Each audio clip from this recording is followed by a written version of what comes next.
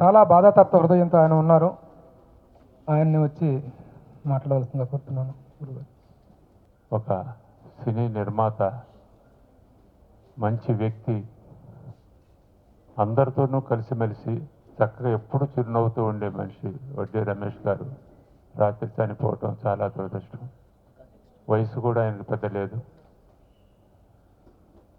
ఆయన తోడు వారు మంచి చిత్రాలు నిర్మించారు, 29-30 సినిమాల వరకు.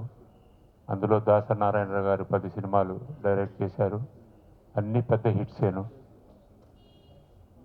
వారు మద్రాసులో ఉన్నప్పుడు మేము ఎక్కువగా క్లోజ్గా తిరుగుతూ వాయిని స్టూడియోలో కలిసిమెలిసి తిరుగుతూ ఉండేవాళ్ళం. అక్కడి నుంచి హైదరాబాద్ వచ్చిన తర్వాత కొంచెం తగ్గింది. తర్వాత ఎక్కువ నారాయణరావు గారి ఇంటి దగ్గరే కలవటం జరుగుతుండేది. ఎప్పుడు ఒక నారాయణరావు గారి బిడ్డలాగా ఆ ఇంట్లో మెలగటం కానివ్వండి, మర్యాద పోయి వచ్చిన వాళ్ళు ఏమన్నా కూర్చోమని చెప్పటం, నారాయణరావు గారు లేకపోయినా కానీ. చాలా చాలా మంచి వ్యక్తి. అలాంటి వ్యక్తి పోవటం చాలా బాధగా భావిస్తున్నాను. నిజంగా ఒక పెద్ద నిర్మాత, మంచి సినిమాలు తీసి మంచి పేరు తెచ్చుకొని ఈరోజు మనకు దూరం అయిపోయారు. వారికి, వారి ఫ్యామిలీ మెంబర్స్ అందరికీ సంతాసం చెబుతూ సెలవు తీసుకుంటూ ఉన్నాను. వడ్డీ రమేష్ గారు మంచి నిర్మాత, మంచి మనసున్న మనిషి. ఇంత చిన్న వయసులో పోవడం చిరంగా మన సినిమా ఇండస్ట్రీకి దురదృష్టకరంగా భావిస్తున్నాను. ఇలాంటి నిర్మాతలు ఎందరో ఉన్నా కానీ ఒక చిన్న నిర్మాతను 48 ఏళ్ళు 50 ఏళ్ళ లోపు అని తీసుకెళ్ళడం చాలా దురదృష్టం. వారికి ఆ సంతాపం, వారి ఫ్యామిలీకి అందరికీ కూడా ఆ ప్రగాఢ సంతాపం తెలియజేస్తూ సెలవు తీసుకుంటాను. ఒకరోజు సడన్గా సాయంకాలం ఇంట్లో కూర్చున్నప్పుడు బాగా కడుపులో పెయిన్గా ఉంది అన్నాడు. అలా కంటిన్యూస్గా 3-4 రోజులు పెయిన్ అంటున్నావు. హాస్పిటల్కి వెళితే టెస్టులు తీశారు. టెస్టులు తీసిన తర్వాత అప్పుడు తెలిసింది క్యాన్సర్ అని. తర్వాత దానికి చేయాల్సిన ట్రీట్మెంట్కి మ్యాక్సిమం ప్రయత్నం చేశారు. హోస్టల్ తీసుకువెళ్ళాలనుకున్నారు. సరే, డాక్టర్స్ రిపోర్ట్ చూసిన తర్వాత ఆ ట్రీట్మెంట్ ఇక్కడే దొరుకుతుంది, ఇక్కడే చేయమన్నారు. కానీ మా అందరి ఉద్దేశం ఖచ్చితంగా 2-3 సంవత్సరాలు కంటిన్యూ అయిపోతాడు ఈ ట్రీట్మెంట్ తోటి అనే ఆలోచనతోటే ఉన్నాం తప్పితే, ఇంత సడన్గా ఒక 40-43 డేస్లో, అది తెలిసిన 45 రోజుల్లో పోతారని ఎవరూ ఊహించలేదు. అది మనిషి చాలా ధైర్యంగా ఉన్నాడు. ఇది తెలిసిన తర్వాత కూడా నేను ఖచ్చితంగా 4-5 ఏళ్ళు బ్రతికేస్తాను అబ్బాయి అన్నాడు. అంత ధైర్యంగా ఉన్నాడు. ఎందుకంటే మనిషి చాలా మొండి, చాలా స్ట్రాంగ్ విల్ పవర్ ఉంది.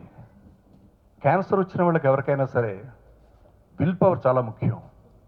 ఆ విల్ పవర్ ఉంటే ఏదైనా జయించేయచ్చు. కానీ అంత విల్ పవర్ ఉన్న మనిషి ఇట్లా సడన్గా కొలాప్స్ అవుతాడు అనుకోలేదు. కోయంబత్తూరు వెళ్ళినప్పుడు కూడా బాగానే వెళ్ళాడు. ఫ్లైట్లో మెట్లు ఎక్కి వెళ్ళి మనిషి, కానీ వచ్చేటప్పుడు స్పెషల్ ఫ్లైట్లో తీసుకువస్తామని అనుకోలేదు. సో ఇది ఇవాళ వడ్డీ రమేష్ గురించి నేను ఏం చెప్పినా మీ అందరికీ తెలుసు. నాతో ఎంత ఆత్మీయంగా ఉన్నాడో, ఇక్కడున్న ప్రతి ఒక్కరితోటి అంతే ఆత్మీయంగా ఉండేవాడు. అందరితోటి కలిసిపోయేవాడు. ఒక నిర్మాత అనే పదానికి చాలా గౌరవాన్ని తీసుకొచ్చిన వాళ్ళు చాలా తక్కువ మంది ఉన్నారు మనలో. అందులో గౌరవం తీసుకొచ్చిన వాళ్ళు ఈయన కూడా ఒకడు. ఏ రోజుని ఎప్పుడూ కూడా డైరెక్టర్కి సపోర్ట్గా ఉండే నిర్మాతగా ఉన్నాడు ఆయన. నా మొట్టమొదటి సినిమాకి రాఘవ్ గారు ఒక డిస్ట్రిబ్యూటర్ని ఎలా కాదనుకున్నాడో నా కోసం. అలా పేర్లు చెప్పడం భావ్యం కాదు. ఇద్దరు హీరోస్ సినిమాల్లో ప్రాబ్లం వచ్చినప్పుడు, దర్శకుడిగా నాకు ఆ హీరోకి ప్రాబ్లమ్స్ వచ్చినప్పుడు, అవసరమైతే సినిమా ఆపేస్తాను, నెగిటివ్ తగలబెట్టేస్తాను, తప్ప ఈ సినిమా తీయను అన్న అంత మొండి ధైర్యంతో నిలబడ్డ మనిషి ఒక రాఘవ గారు గుర్తొచ్చారు నాకు ఆ రోజుని. అంత మొండి ధైర్యం ఉన్న మనిషి రమేష్. ఏ రోజుని దేని గురించి ఆలోచించలేదు. సినిమా సక్సెస్ ఫెయిల్యూర్ గురించి ఎప్పుడూ ఆలోచించలేదు. ఒక కాంబినేషన్ గురించో లేకపోతే బిజినెస్ దీనికోసం ఆలోచించలేదు. ఒక విశ్వనాథ నాయకుడు తీయాలి అంటే మాట వరుసకి ఎవరు తీయగలరు ఈ సినిమా అంటే ఎవరు తీయలేరు అంటే నేను తీస్తాను అని 6 నిర్మాతల మధ్య పోటీ పడి నేను తీస్తానని ముందుకు వచ్చాడు. ఆ రోజుల్లో 7 కోట్లు ఖర్చు పెట్టిన సినిమా అది. ఆ రోజుల్లో అంటే ఇవాళ సుమారు 150-200 కోట్లు పైన ఖర్చు పెడితే తప్ప సినిమా తీయలేరు. అలాంటి గుండె ధైర్యం కలిగిన మనిషి నిర్మాతగా ఎప్పుడూ ఎవరి ముందు రాజులాగా రాయల్గానే వచ్చాడు. మనిషి వెళ్ళడం కూడా ఎవరిని ఇబ్బంది పెట్టకుండా రాయల్గానే వెళ్ళిపోయాడు. ఇలాంటి నిర్మాత మన సినిమా చరిత్రలో రాసుకోవడానికి ఒక పేజీ తప్పకుండా ఉన్న నిర్మాత ఇతను. ఇలాంటి నిర్మాతకి ఇక్కడున్న వారందరితోటి అనుబంధం ఉంది. ప్రతి ఒక్కరికి ఇలాంటి నాకున్న ఎక్స్పీరియన్స్ ఏమిటో ఇక్కడున్న వారందరికి కూడా అదే ఎక్స్పీరియన్స్ ఉంటుంది. అతని ఆత్మకి శాంతి కలగాలని భగవంతుని కోరుతూ వాళ్ళ కుటుంబానికి నా ప్రగాఢ సంతాపాన్ని తెలియజేస్తున్నాను. ఢిల్లీలో అయితే నేను తరచూ నారాయణరావు ఇంటికి వెళ్తుండేవాడిని. ఇంచుమించులో ఆయన మకాన్ ఎప్పుడు కూడా ఢిల్లీలో నారాయణరావు ఇంట్లో. మరి ఎప్పుడు మళ్ళీ హైదరాబాద్ వచ్చేదేవాడో నాకు తెలియదు, కానీ ఎప్పుడు నారాయణరావు ఇంట్లోనే ఉంటుండేవాడు ఆయన. చాలా మంచి మనిషి, మంచి స్నేహితుడు. అలాంటి ప్రొడ్యూసర్ని లూజ్ అవ్వటం అనేటువంటిది మన పరిశ్రమకి చాలా లోటు అని చెప్పేసి నేను భావిస్తున్నాను. ఆయన ఆత్మకు శాంతి కలిగాలని చెప్పేసి ఆ భగవంతుని కోరుతూ నేను సెలవు తీసుకున్నాను. గురుగారు చెప్పినట్టుగా అతను టైగర్. నన్ను కాలేజీలో రౌడీ టీచర్ అనేవారు. నేను ఆయన రౌడీ ప్రొడ్యూసర్ అని నవ్వుతా అనేవాడిని. ఒక చిన్న ఇన్సిడెంట్ జరిగింది. రారాజు రాస్తున్నప్పుడు ఆ డబ్బులు అలా ఇసిరాడు. నేను అలా చూసి వెళ్ళిపోతున్నా. తీసుకోవాయా అన్నాడు. నేను బీఎస్సీ చదివేప్పుడు మా నాన్న రోజుకి ₹10 ఇచ్చేవాడండి. నాకు చేతికి ఇస్తే తీసుకునేవాడిని, ఇసిరితే తీసుకునేవాడిని కాదు. మా నాన్న దగ్గరే తీసుకోలేదు, మీ దగ్గర ఏం తీసుకుంటాను. ఓరేమో నీకు చాలా పొగరుందయా అని చేతితో తీసి ఇచ్చాడు. సునేరా సంసార్ అనే హిందీ సినిమాకి బాంబే వచ్చారు ఆయన 73లో. అప్పటి నుంచి కూడా నేను అతి కొద్ది మంది స్నేహితులే నాకు ఎక్కువ ఉండేది ఇండస్ట్రీలో. ఎవరైనా ఇళ్ళకెళ్ళే నిర్మాతలు ఉన్నారంటే ఎప్పుడైనా రమేష్ కానీ, లేకపోతే అశ్విని దత్ కానీ, సత్యత్ర సూర్యనారాయణ గారు కానీ, ఇలా 3-4 మిత్రులు ఉండేవాళ్ళు నాకు. అలానే డైరెక్టర్లు ఉన్నారంటే దాసరి నారాయణరావు, రాఘవేంద్రరావు, వాళ్ళు ఇద్దరిళ్ళకే వెళ్ళేవాడిని. అలాంటిది వాళ్ళ మన మధ్యలో లేకుండా పోయాడు. ఈ 2-3 నెలలు కూడా చాలాసార్లు కలిశాను. అది ఆత్మకి శాంతి కలగాలని ప్రగాఢంగా భావిస్తాను. నిర్మాతగాను ప్రాణ స్నేహితుడుగాను ఉన్న అనుబంధం కలిగినటువంటి వ్యక్తులందరికీ ఇవాళ చాలా దుర్దినమైనటువంటి సాడ్గా కూడిన రోజు ఇది. నాకు చాలా మంచి స్నేహితుడు, ప్రాణ స్నేహితుడు. అబ్బాయి ఇంటికి నారాయణరావు ఇంటికాడ ప్రతిరోజు మేము కలుసుకునేవాళ్ళం. నేను ఈ మధ్య మోకాలు దెబ్బతేది వెళ్ళడం మానేశాను కొన్ని రోజులు. తర్వాత అబ్బాయి ఇంటికి వెళ్ళి మొన్న రమేష్ రాలేదు ఏంటి అని అడిగితే అప్పుడు చెప్పాడు ఆయన ఇలా సృష్టి పడ్డాడు. అదే మొన్న 5 రోజుల కిందటే వెళ్ళి ఏం రమేష్ అంటే ఏం పర్లేదు, ప్రసారంగా ఉన్నాడు, మామూలుగా ఉన్నాడు, ఏ రకంగా అంటే నేను తప్పకుండా కొనుక్కుంటాను, ఏం పర్లేదు అని అంత ధైర్యంగా మాట్లాడిన మనిషి సడన్గా ఈ మాట దిగ్భ్రాంతిగా దిగింది. Is it a fact? ఇది ఇట్టయిందని చెప్పి తలబెల అయిపోయాను. ఈ సందర్భంలో నాకు విషయం గుర్తుకొస్తుంది. World famous astrologer London shero అతను ఎస్ట్రానామికల్ మ్యాగజైన్ నడుపుతున్నాడు. దాంట్లో ఒక ఆర్టికల్ రాశాడు. అతనికి అసలు నా జీవితంలో ఆయన ఏం చెప్పాడంటే, what is in store for us will be following at us at the hour of it schedule. అంటే మన జీవితంలో ఏదైతే జరగాలంటుందో అది ఆ టైం ప్రకారం జరిగి తీరుతుంది, క్వశ్చన్ లేదు. నా జీవితంలో జరిగిన ఒక సంఘటన మీకు చెప్తున్నానని దాంట్లో చెప్పాను. అతను ఒక ట్రైన్లో ట్రావెల్ చేసి వస్తున్నాడు. అదే కంపార్ట్మెంట్లో అతని మిత్రుడు ఒకడు వస్తున్నాడు. ఈయన చూడగా మిత్రుడు ఈయన చూశాడంట. చూసి దగ్గరికి వచ్చి సార్ ఎక్కడి నుంచి వస్తున్నానంటే నేను ఈ ఊరు పని మీద వస్తున్నానయ్యా, నువ్వెక్కడి నుంచి వస్తున్నావా? నా స్నేహితుడు కూతురు పెళ్ళి అయిందండి, ఆ పెళ్ళికి వెళ్ళి వస్తున్నానండి. అన్న తర్వాత ఆ స్నేహితుడికి ఏమనిపించింది, కొత్తగా వీళ్ళ పెళ్ళయింది, వీళ్ళ దాంపత్య జీవితం ఎలా ఉంటుందో అనుకోవాలని. సరే మీరు ఏమనుకోకపోతే వాళ్ళని పని చేసి చెప్తారు కొంచెం ఎలా ఉంటుందంటే మందులు అడిగాడు. అయినా స్నేహితుడు ఏమని అనుకుంటాడు వాళ్ళని. సరేనే ఆ అమ్మాయి చేయి చూశాడు. చూసి కొంచెం బ్రిక్ అయ్యాడు. నెక్స్ట్ ఆ పెళ్లి కొడుకు చేయి చూశాడు. కొంచెం కంగారు ఎక్కువైపోయింది. గబగబా కంపార్ట్మెంట్లో 4 చేతులు చూశాడు, చోట్ల పట్టేస్తున్నాడు. ఏమిటంటే అతను నిర్ణయించుకుంది, ఇంకా కొద్ది నిమిషాల్లో కొద్ది కాలంలో వాళ్ళందరి సభలు రాసి పెట్టున్నాయి.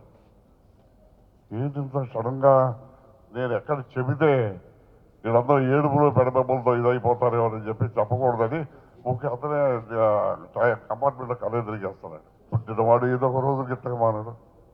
వాడు వచ్చిన తర్వాత వాళ్ళ పనులు పూర్తి చేసుకుని ఇక భగవంతుడు తీసుకెళ్ళిపోతాడు. అట్లాగే రమేష్ కూడా భగవంతుడు తీసుకెళ్ళిపోయాడు. మరి నేను బాధించాల్సిన బాధపడతాను తప్పదు, ముఖ్యమని మీకు కాబట్టి ఆయన ఎక్కడ కూడా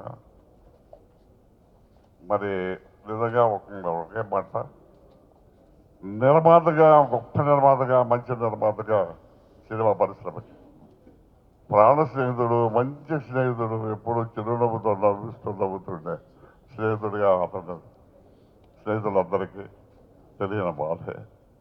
కాబట్టి మనకు కొంతకాలం బాధపడక తప్పదు, హ్యూమన్ నేచర్ అది. మనం అందరం కోరుకునేది ఒకటి, అతను ఎక్కడున్నా అతను ఆత్మశాంతి కలగాలని కోరుతూ వాళ్ళ కుటుంబ సభ్యులందరికీ నా హృదయపూర్వక సానుభూతి తెలియపరుస్తున్నాను. చాలా ఎనర్జెటిక్గా, చాలా నవ్వుతూ అందరిని నవ్వుతూ, చాలా ఆయన ప్రజెన్సే డిఫరెంట్గా ఉండేది ఆయన రూమ్లో ఉన్నా కానీ అది కానీ. సో అటువంటి వ్యక్తి సడన్గా ఆల్ ఆఫ్ సడన్ 2 months బ్యాకే కలిశాను. ఆల్ ఆఫ్ సడన్గా లేరు ఇలా పోయినట్టుగా ఆశ్చర్యంగానే ఉంది. సో వారు తీసిన గొప్ప సినిమాలన్నీ చూసాం. అటువంటి నిర్మాత ఇవాళ మనకు లేరన్నట్టుగా అందరికీ బాధగా ఉంటుంది. ప్రొడ్యూసర్స్ కౌన్సిల్ తరఫున, ఛాంబర్ తరఫున, అందరి తరఫున వారి ఆత్మకి శాంతి కలాలి ఆ భగవంతుని ప్రార్థిస్తూ వారి కుటుంబ సభ్యులకి అండగా ఉండాలని కోరుతున్నాను. 2-3 monthsగా నేను ఎక్కువగా ఇక్కడ ఉండకపోవటం, అది అయిన తర్వాత ఇలాగా బాగాలేకుండా వచ్చిందని చెప్పి గురుగారు ఫోన్ చేసినప్పుడు చెప్తే, తర్వాత వచ్చి ముందు వెళ్తే సాయంకాలం రారా అన్నారు. వెళ్ళా. ఎలా ఉందన్నాయా అని తను అడగదాం అనుకుని మాట్లాడదామని మనం స్టార్ట్ చేసేదానికంటే ఒక 20 నిమిషాలు నాకు రే నువ్వు ఇలా ఉండాలిరా, ఇలా అవ్వాలిరా, ఇలా అవ్వాలిరా అంటూ ఏ రోజు కూడా ఒక డెవలప్మెంట్ గురించి ఏంటి, ఒకరితో ఎలాగా ఇదవ్వాలని, ఎలా లౌక్యంగా ఉండాలని, మనకేది తినిపించాలని, మనల్ని ఎలాగా ఆనందింపజేయాలని ఇవే చూసేటటువంటి వ్యక్తి ఆయన. వీటన్నిటిని కూడా వదిలేసి ఈరోజు ఆయన శవంగా ఉన్నా కూడా మొహం నవ్వుతూనే ఉంది. మనందరం చూసి నవ్వుతున్నట్టే ఉంది. మేమందరం అక్కడ ఉంటే ఈయన చూడండి ఇప్పుడు కూడా ఏడిపిస్తున్నాడు మనల్ని, ఇలా నవ్వుతున్నట్టే, మనల్ని చూసి నవ్వుతున్నట్టే ఉంది బాడీ. ఇదని మేమందరం ఫీల్ అయ్యాం. నిర్మాతల్లో బొబ్బిలి పులి లాంటి నిర్మాత ఈరోజు మనకు ఆ పులి లేకుండా పోయింది.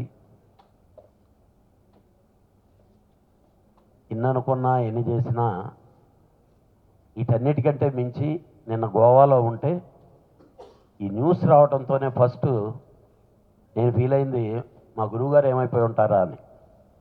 ఫస్ట్ ఇమీడియట్గా నాకు అనిపించింది.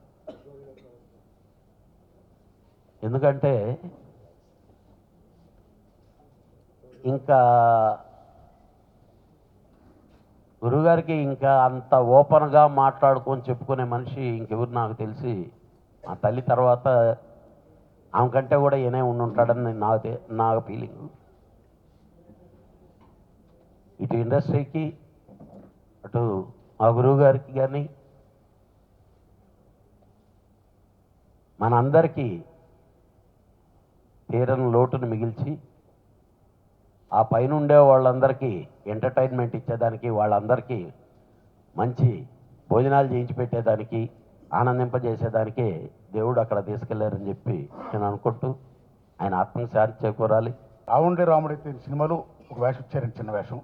హైదరాబాద్లో షూటింగ్ అని అనుకున్న స్టూడియోలో వడ్డీ రమేష్ గారు, ఎందుకు చిన్న చిన్న వేషాలు వేస్తావు, నువ్వు బిఏ పాస్ అవ్వవు కదా, నీకు ఎస్ఐ ఉద్యోగం ఇప్పిస్తాను అన్నారండి. నాకు సినిమా పిచ్చి సార్, గురుగారు ఇస్తున్నారు సార్, నేను వేషాలు వేస్తాను సార్ అని చెప్తే ఓకే నీ ఇష్టం అన్నారండి. ఆయన పైకి చాలా గంభీరంగా చాలా ఇదిగా కనపడినా చాలా మంచి మనసు, మెత్తని మనసు, బోళా శంకరుడు అండి. ఆయన చాలా హెల్పింగ్ నేచర్. ఆయన అన్నింటినీ మించి మా గురుగారితో ఆయనకున్న అనుబంధానికి మా కుటుంబం అలాగా మా గురువు రైట్ హ్యాండ్ పోయింది. మా అందరికీ ఏడుపు వస్తుందండి నిజంగా, కళ్ళ ముందు అలా కనపడే మనిషి మహానుభావుడు. ఏడుపు వస్తుంది సార్. మన తమ్మాడి కృష్ణమూర్తి గారు, శ్రీహరి గారు, ఏవిఎస్ గారు, వడ్డీ రమేష్ గారు, మన సినిమా కుటుంబం ఇలా తారలు రాలిపోతుంటే ఏడుపు వస్తుంది సార్. అందుకే మహాకవి అత్రేయ గారు చెప్పినట్టు పోయినోళ్ళందరూ మంచోళ్ళు, ఉన్నోళ్ళు పోయినోళ్ళు తీపూర్తులు అన్నట్టు మనందరం ఆ మహానుభావులు తీపూర్తులుగా ఉంటూ మంచి మనుషులుగా పోతామండి. ఈ సినిమా ఇండస్ట్రీ ఉన్నంత కాలం, ప్రపంచ తెలుగు చలనచిత్ర పరిశ్రమ మనుగడ ఉన్నంత కాలం ఓ బొబ్బులు పులి అనే సినిమా, దాసనాడారు బొబ్బులు పులి, ఎన్టీ రామారావు బొబ్బులు పులి, అలాగే వడ్డీ రమేష్ గారు కూడా బొబ్బులు పులి సినిమా బొబ్బులు పులి. ఆయన జన్మధన్యం. God bless his soul, god bless us. మేము సినిమా నిర్మాణ రంగంలోకి దిగే నాటికి మాకు ఆదర్శప్రాయంగా చాలామంది నిర్మాతలు ఉండేవాళ్ళండి. అంటే ప్రొడక్షన్ పట్ల ఒక అవగాహన ఉండి, ఒక గ్రిప్పు, ఒక కమాండ్, అలాంటి వాళ్ళల్లో ముందు వరుసలో ఉండేటటువంటి వ్యక్తులు కొంతమందిలో వడ్డే రమేష్ గారు కూడా ఒకళ్ళు. అలాంటి వాళ్ళని అందరినీ వరుసగా ఒక్కొక్కరిని కోల్పోతున్నాం. ఉన్నవాళ్ళేమో అస్త్ర సన్యాసం చేసి అలా కూర్చున్నారు. నిజంగా ప్రొడ్యూసర్ అనేవాడు ఇలా ఉండాలి అని ఆదర్శప్రాయమైనటువంటి వడ్డే రమేష్ గారిని ఈ తరమైన ఆదర్శంగా తీసుకోవాలి అని చెప్పి మనస్ఫూర్తిగా కోరుకుంటూ ఆయనకు నా శ్రద్ధాంజలి.